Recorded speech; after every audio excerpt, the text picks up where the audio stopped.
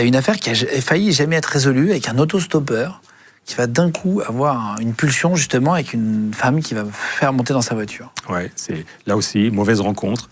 Le type qui revient, marchand forain, sa journée est terminée, il a un peu bu.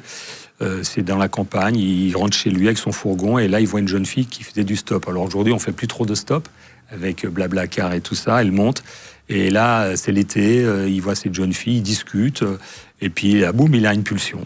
Qui a marié, hein. Et puis il s'arrête dans une clairière, il fait descendre la fille, il la traîne dans un fourré, il essaye de la violer, il n'y arrive pas, elle se débat et il lui fracasse la tête avec une grosse pierre. Et ça aurait pu être un crime parfait. À l'époque, en plus, on ne connaissait pas l'ADN. Il prend la fuite et on retrouve donc le cadavre de cette jeune fille qui avait 18 ans, qui est rentrée chez ses parents le week-end. Mais il a signé son crime. Alors, je le raconte dans une histoire, il ne faut peut-être pas que je spoil l'histoire, mais il a laissé une trace. Ah si, tu peux pas dire ça.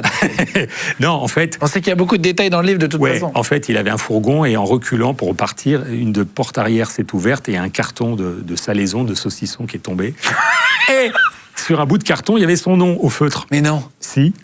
C'est-à-dire qu'il avait signé son crime, le gars. S'il n'y avait pas eu ça... coup de bol, hein.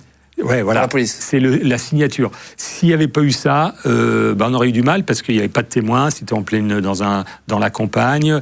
On connaissait pas l'ADN. Oh, le carton de saucif là. Ah ouais. Attends, et lui, il a pris perpète par exemple pour voir. Non, parce qu'il est mort quelques jours avant son procès. On l'a retrouvé mort dans sa cellule. Ah. On ne sait pas trop. Il a été suicidé. Pas vraiment, mais pardon. je pense qu'il a fait un truc. On ne sait pas trop de quoi il est mort, mais peut-être le stress. Et il aurait été condamné à une très très lourde peine. Ouais, je crois que là c'était abominable. Mais on aurait pu ne pas l'arrêter. Tu vois, des fois ça tient un peu de choses. Hein.